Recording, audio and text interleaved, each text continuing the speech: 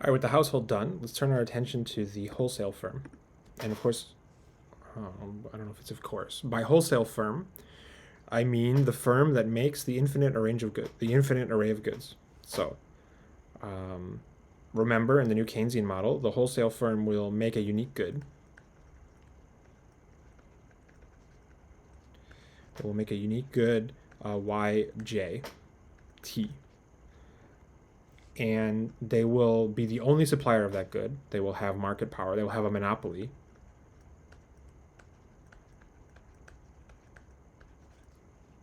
MONOPOLYS over good, YJT. And it will be imperfectly substitutable. Imperfectly substitutable with other goods.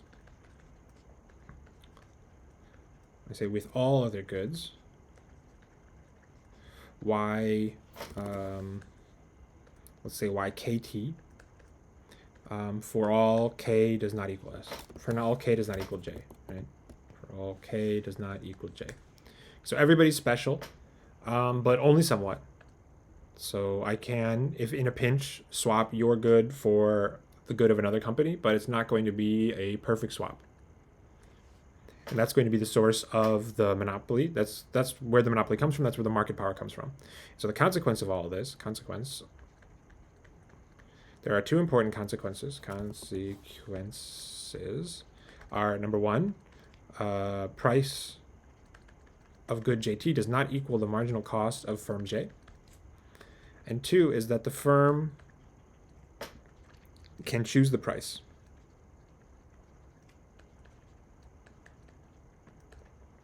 They can choose the price PJT, and they will do that by, they will do that in order to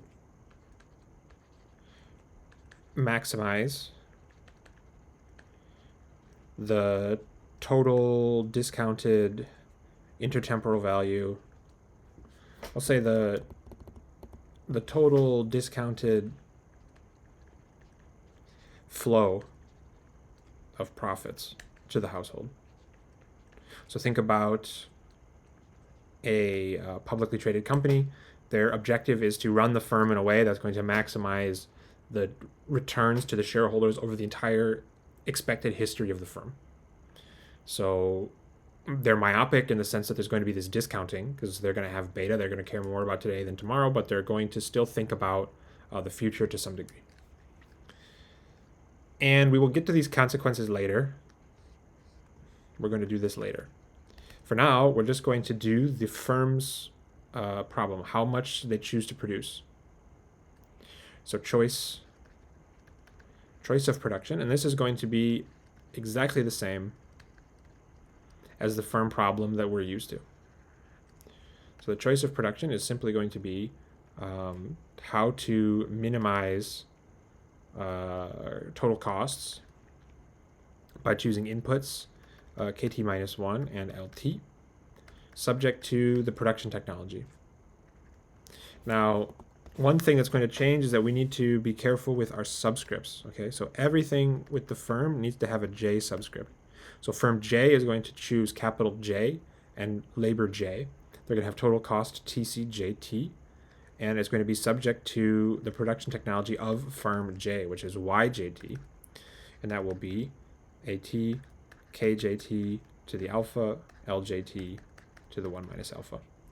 Also importantly is that the productivity shock, AT, is shared by all firms. So there is no J here. This is important. This is shared, and also, as pointed out in class, this alpha is also shared. So we do not write alpha J. We do not write AJ. We just have every, even though they all make different stuff and they all have this monopoly, they all have the same, they exist within the same technological environment. When some innovation happens in the economy, it affects everybody in the same way, number one. And number two, everybody has the same capital labor ratio. So whether you're making Ferraris or baguettes, you're going to use the same amount of capital, you're going to use the same amount of labor. So these are assumptions that we're making to make the model more tractable. Of course, you can find ways to relax them. but we won't be doing that here. And we just remember that the total cost for firm JT is going to be the rental rate of capital RT, which is shared by everybody, times the amount of capital they choose to use, plus the wage, WT, times the labor that they choose to use. So we're going to set up a Lagrangian. You should pause, of course, and try to do this by yourself. So I'll wait for a second. Okay, you pause and you try to do it by yourself. So we have L, and it's going to be equal to the objective function, which is, as I just wrote, k j t minus 1 plus w t l j t. Now this is a minimization problem, so we're going to put plus the Lagrange multiplier, which will be mcjt. And then we will multiply it by the constraint, which is yjt minus at kjt minus 1. Okay, you have to always keep in mind what your capital timing is. ljt 1 minus alpha. So here's the Lagrange. Maybe the only tricky thing is remembering that plus. And now we need to just take the derivatives. So please do that. And remember to do the tucking trick. The tucking trick, which I'm open to new names for this. But by this I mean write FOC with YT, with YJT, not not AT K to the X, L to the Y. Okay, so what I mean by this is you'll take the derivative and then you'll end up with something that's like AT times K to some exponent times L to some exponent. And you should try to tuck all that away back into YJT by finding some rearrangement tricks. Okay, so have a go. Let's do it. Let's do it together. We'll take the derivative of L with respect to kjt minus 1 and set it equal to 0. So we'll get RT plus times negative, so we're going to get minus mcjt at alpha kjt minus 1 to the alpha minus 1. So this is just power rule, bring down 1. ljt to the 1 minus alpha equals 0. Now we need to do this tucking trick. We see here we have an AT. Maybe the easiest way to talk about this one. We have alpha minus 1, which we can write as alpha divided by kjt minus 1. And this is exactly the same as alpha minus 1. And you see now I've recovered yt. We have at kjt minus 1 alpha, ljt 1 minus alpha. And that equals yjt right here. So what I end up with is RT minus alpha mcjt, and then just yjt divided by kjt minus 1 equals 0.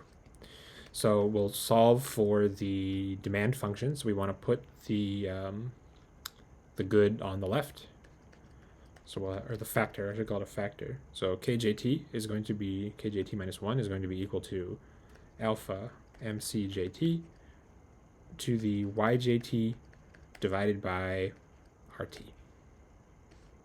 And so that is our demand function for capital from the firm, the jth firm. So we have infinity of these because we have infinity firms. Yeah.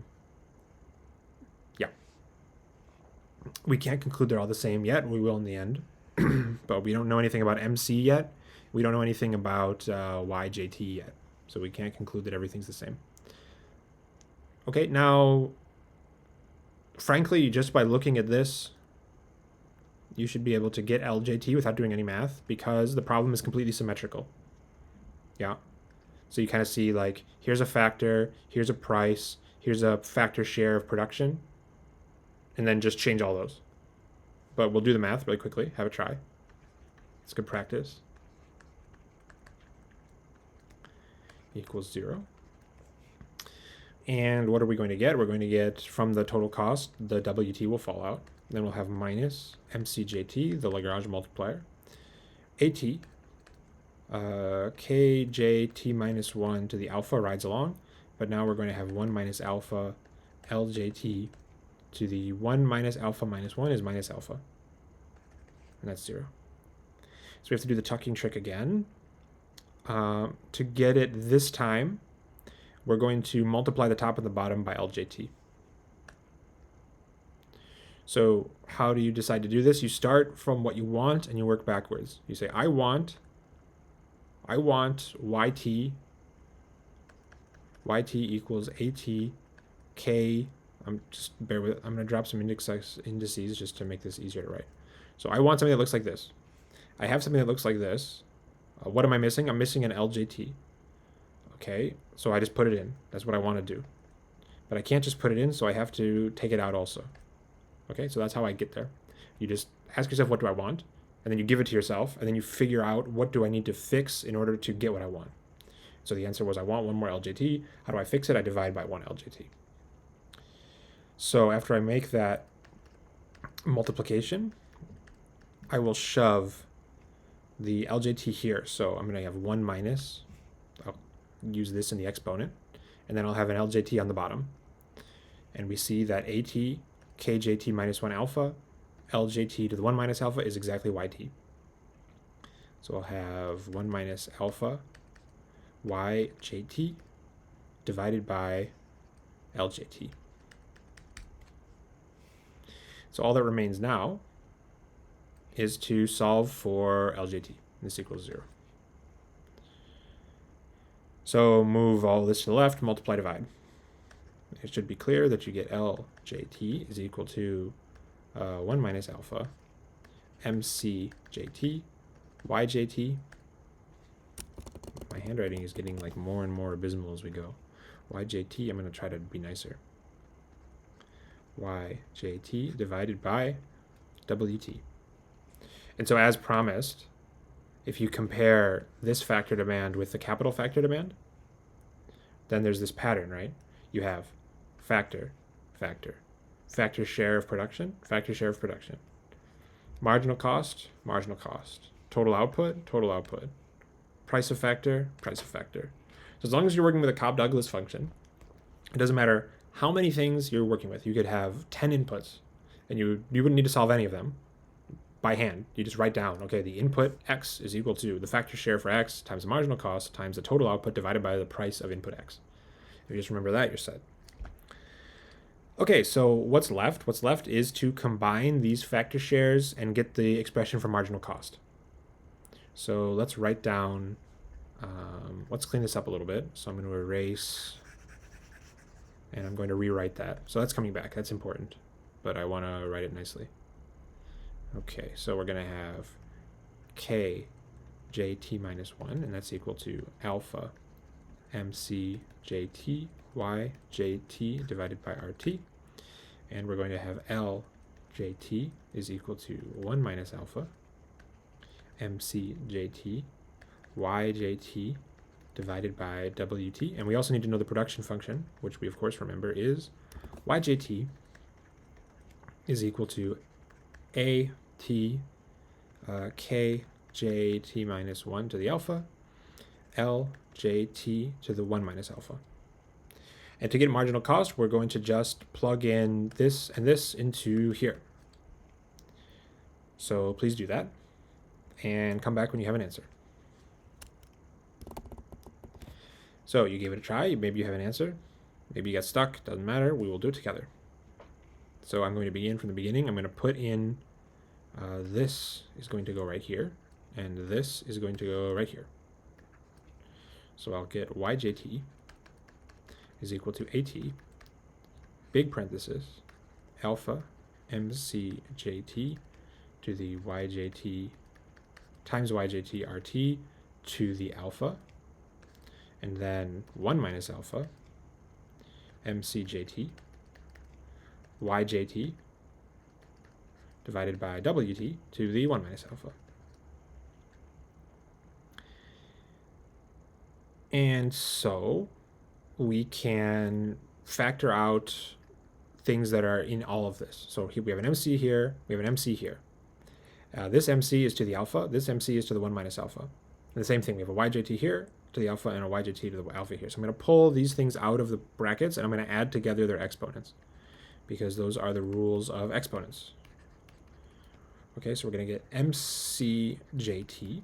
It picks up an alpha from here, and then I have to add to that 1 minus alpha from over there. Because when I factor it out, I'm going to have mc alpha times mc 1 minus alpha. And that's the same thing as adding them together. So you get mc alpha plus 1 minus alpha. And then the same thing's going to happen with y. We're going to have yjt to the alpha plus 1 minus alpha. What is left is just going to be alpha over rt to the alpha, and 1 minus alpha over wt to the 1 minus alpha. And we're almost there, because as you can see, this part is just 1, so that'll go away. And we have a yjt on the left and a yjt on the right. So we're going to end up with, let's move the mc to the left.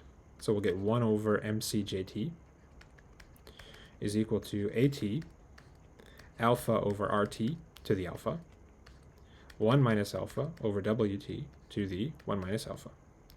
And we want mc, not 1 over mc, so we just flip this over and we're done. And so our final answer for marginal cost, do I have any space left? I don't, is going to be that mcjt is equal to 1 over at, rt over alpha to the alpha, wt over 1 minus alpha to the 1 minus alpha. And that is the answer.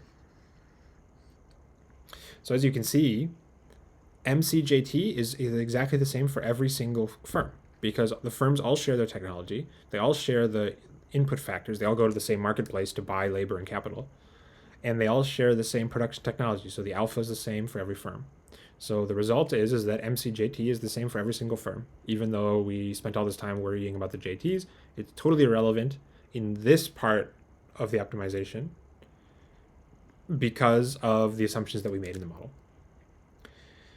So this is all precisely what we got from the standard RBC. You should be very comfortable with all of this. If you're not, have another look, have another practice. Just do it until you get it, because this is just some static optimization with some rearrangement. It's very important that you can do all of this. And then in the next video, we'll turn our attention to the bundling firm, where we're going to finally see something new in the new Keynesian model. So I'll see you there.